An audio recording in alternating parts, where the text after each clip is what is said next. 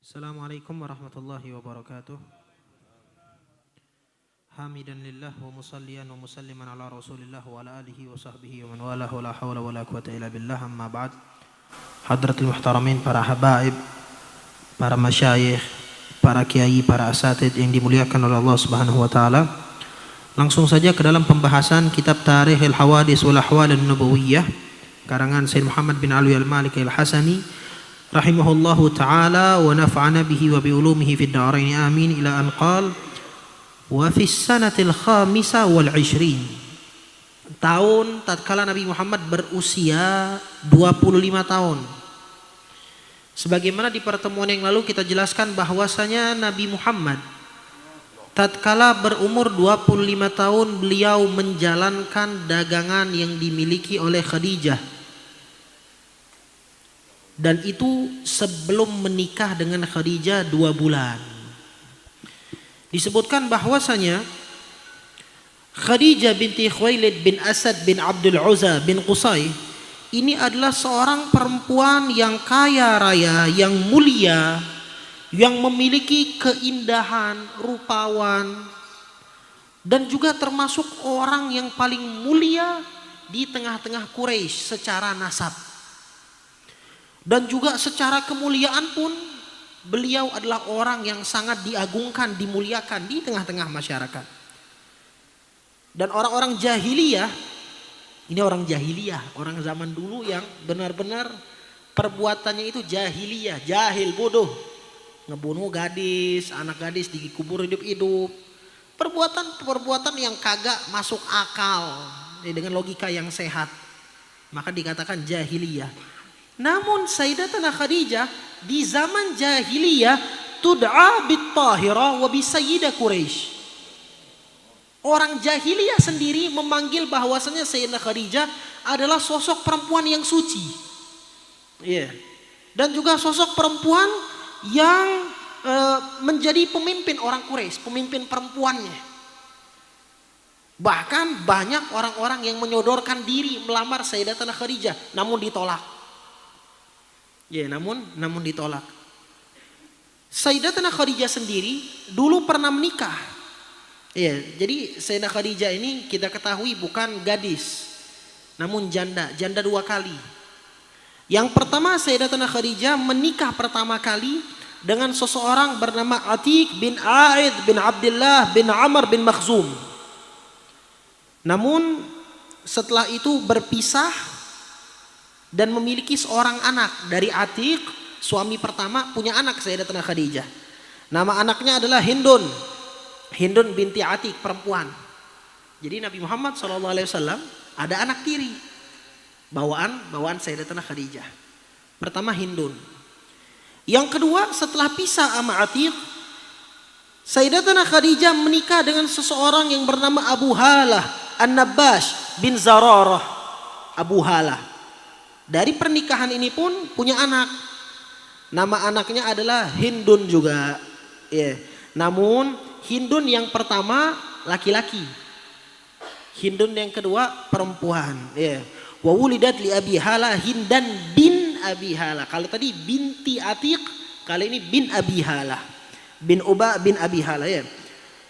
La ilaha illallah Muhammad Rasulullah. Jadi ini sebenarnya saudara Sayyidina Fatimah, saudara Sayyidina Abdullah, saudara Qasim, saudara Abdullah, saudara Ruqayyah, saudara Ummu Kulthum, tapi saudara tiri.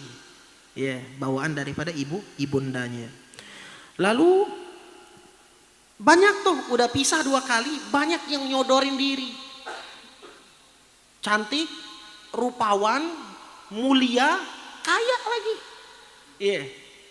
Kaya lagi. Maka banyak yang nyodorin tapi ditolak. Namun pada saat Rasulullah SAW pulang dari perjalanan ke Syam, kan 2 bulan tuh. 2 bulan sebelumnya Nabi Muhammad bawa barang dagangan Sayyidatuna Khadijah.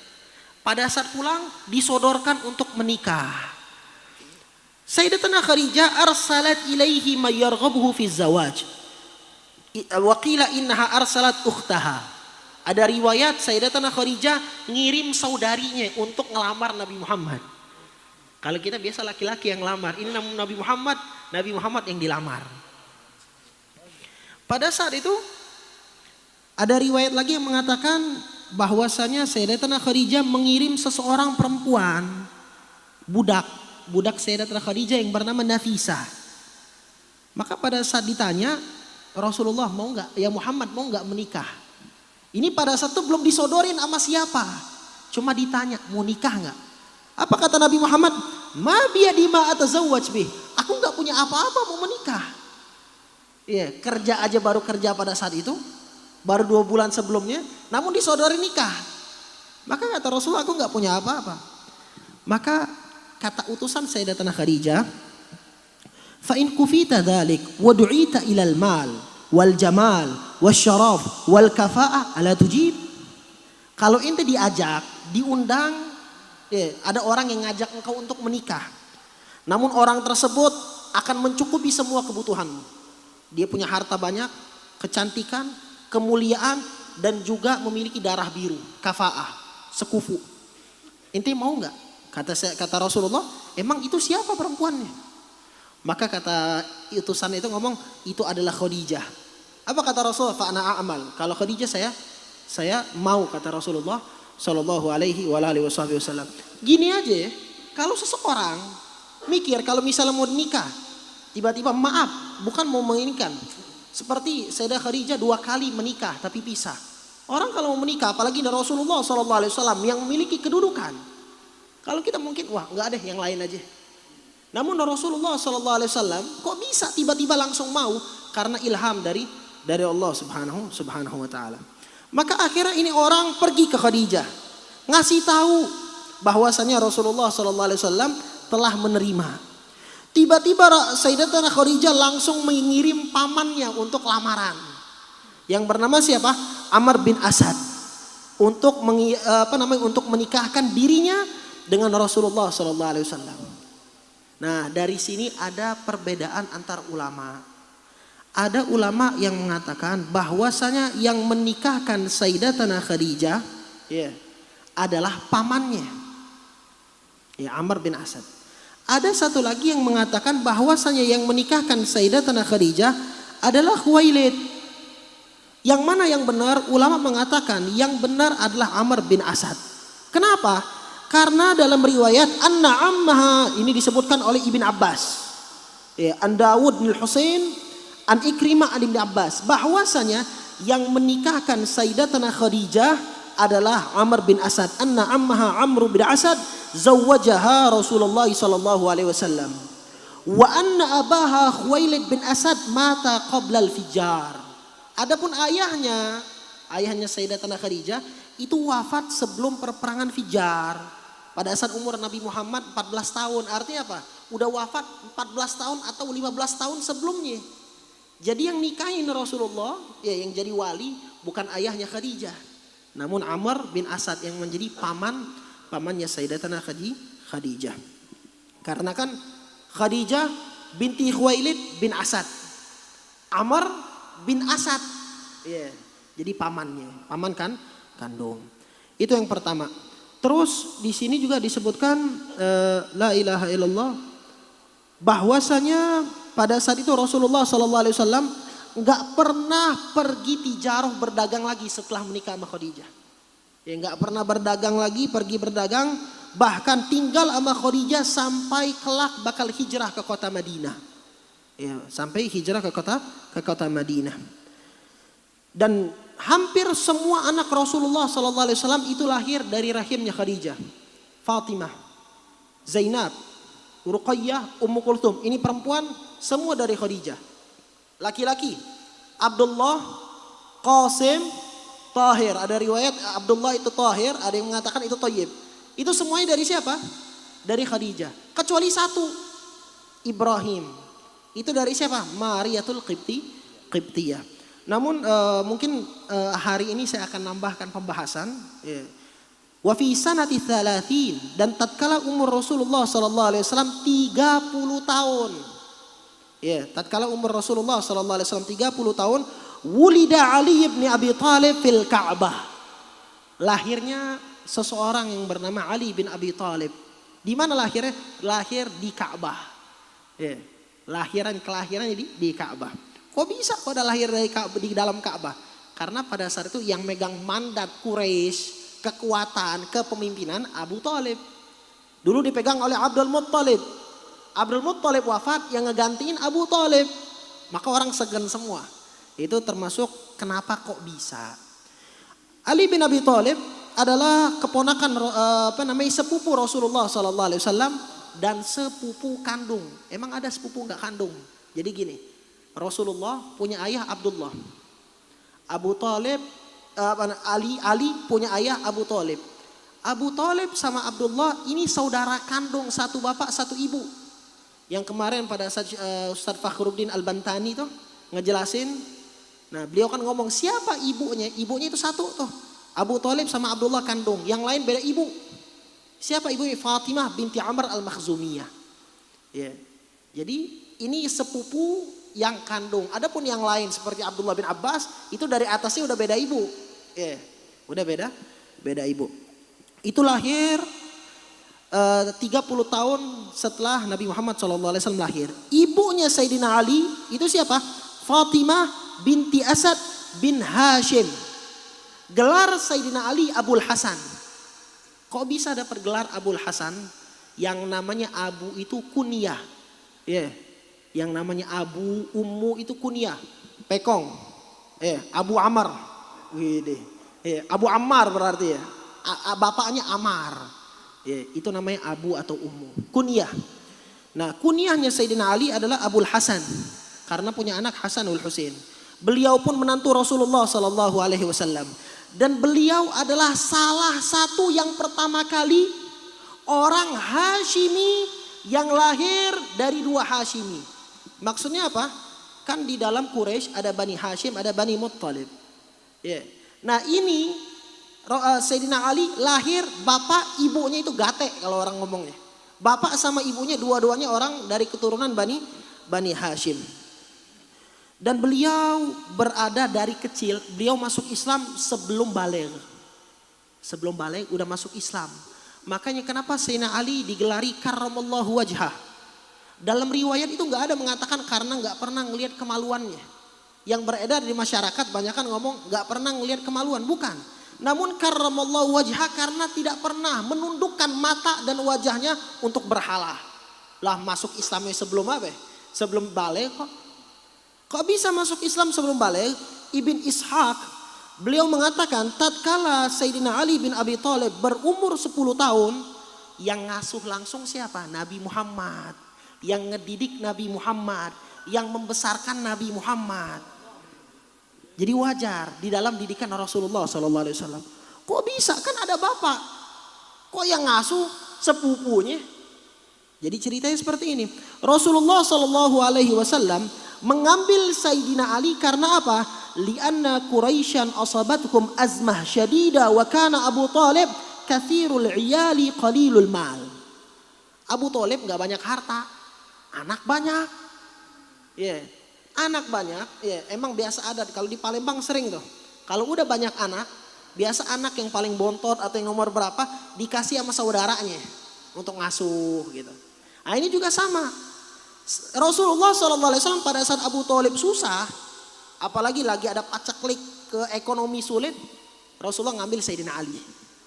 Abbas, pamannya Rasulullah, ngambil Ja'far. Jadi yang ngedidik Ja'far bin Abi Thalib siapa? Abbas.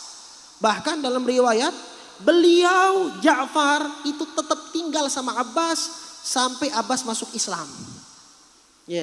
Dalam riwayat sampai Ja'far masuk Islam, habis lepas dari Abbas. Dan sebab masuk Islamnya Sayyidina Ali karena apa? Kan masuk Islam sebelum baligh. Kok bisa? Di sini dikatakan beliau karena sebelum baligh sering masuk rumahnya Rasulullah SAW. Hidup bareng Rasulullah, tinggal bareng Rasulullah SAW. Pada saat itu beliau masuk ke rumah Nabi, ngelihat Sayyidatina Khadijah sama Nabi lagi sholat bareng-bareng, sholat berjamaah. Maka Sayyidina Ali yang masih kecil kaget dan berkata, "Mahada, ini apa-apaan?" Akhirnya kata Rasulullah, "Dinullahi alladhi istafahu li nafsihi wa ba'atha bihi rusulah.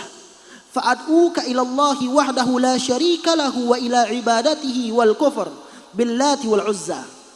Kata Rasulullah, ini adalah agama Allah yang telah Allah pilihkan untuk hamba-hambanya. Dan Allah kirimkan para rasul dengan agama ini. Maka kata Rasulullah, aku mengajakmu ke dalam ibadah kepada Allah, Tuhan yang Esa. Tidak mensyirikannya. Bahkan aku mengajak kepadamu untuk menjauhi dan mengkufurkan perbuatan orang yang menyembah berhala. Wallat wal Uzza, itu nama-nama berhala. Maka Sayyidina Ali ngomong apa? Hadza amr lam asma' bihi min qabl al-yawm falastu biqadin amran hatta uhaddits Abu Thalib. Ini perkara yang belum pernah aku dengar. Aku nggak mau langsung ngikut-ngikut. Aku nggak bisa langsung memutuskan. Aku harus ngomong dulu sama bapakku, Abu Thalib. Rasulullah pada saat dengar kayak gini nggak demen. Karena Islam pada saat itu masih sir. Masih secara sembunyi-sembunyi. Ya, karena itu perintah Allah Subhanahu wa taala. Belum disuruh untuk i'lan, ya, belum untuk belum jahar. Maka pada saat itu kata Rasulullah, ya Ali, idza lam taslam faktum hadza.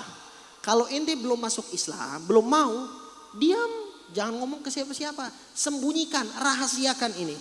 Maka Sayyidina Ali pada saat malam itu kebingungan. Ya, ada sesuatu yang dia janggal, disuruh ngomong kagak boleh, tapi dia kebingungan. Tuh sampai di malam itu Sayyidina Ali mikirin terus sampai pada saat pagi hari beliau dapat hidayah. Beliau langsung datang kepada Rasulullah SAW dan masuk Islam. Namun tetap Sayyidina Ali kan takut sama bapaknya. Tadi aja nggak mau masuk Islam karena takut sama bapak. Maka Sayyidina Ali pada saat itu menyembunyikan keislamannya sampai akhirnya ada perintah dari Allah Subhanahu wa taala untuk mendakwahkan Islam dengan secara terang-terangan. Adapun Abu Thalib dalam riwayat beliau nggak mau untuk berpisah dengan agama kakek moyangnya. Itu dalam satu riwayat. Namun riwayat yang lain mengatakan Abu Thalib nggak mengatakan secara lisan bahwasanya asyhadu alla ilaha illallah wa anna muhammadar rasulullah. Namun dari perbuatan, dari hatinya itu beliau masuk Islam. Karena dukung Nabi Muhammad, ridho dengan apa yang diperbuat oleh Nabi Muhammad. Karena kan di dalam akidah ada perdebatan antar ulama. Apakah mengucapkan secara lisan 2 kalimat syahadat itu syarat? Ataukah itu cuma bagian doang dari Islam? Atau cuma syarat harus? Kalau enggak masuk Islam. Nah kalau kita mengambil pendapat yang mengatakan cukup dalam hati, artinya dia udah beriman kepada Allah. Namun untuk mengamalkan amalan ibadah harus secara lisan. Orang beriman doang kepada Allah dan kepada Rasul, kata ulama, nggak bisa dia beramal ibadah. Karena apa? Dia baru dalam hati, lisannya belum. Ya, jadi ada ulama mengatakan, dia masuk Islam, namun secara dirinya sendiri, belum secara pelafazan. La ilaha illallah Muhammadar Rasulullah sallallahu alaihi wasallam. Dalam riwayat dari Anas bin Malik, Sayyidina Rasulullah sallallahu alaihi wasallam diutus menjadi nabi hari Senin dan Sayyidina Ali masuk Islam di hari Selasa. Rasulullah SAW pun sangat menyayangi Sayyidina Ali. Pernah nyuruh Sayyidina Ali tidur di kasurnya pada saat hijrah. Dan insya Allah bakal kita jelaskan itu pada saat bab tentang hijrah. Bahkan pada saat Sayyidina Ali hijrah, itu kan hijrahnya agak telat. Sampai hijrahnya susah, sendirian, nggak pakai sendal, kakinya pecah-pecah. Pada saat nyampe, bagaimana Nabi Muhammad SAW menyambutnya? Insya Allah akan kita jelaskan di episode selanjutnya pada saat tentang hijrah. Wallahu a'lam bissawab. Hadza ma aqulu lakum. Assalamualaikum warahmatullahi wabarakatuh.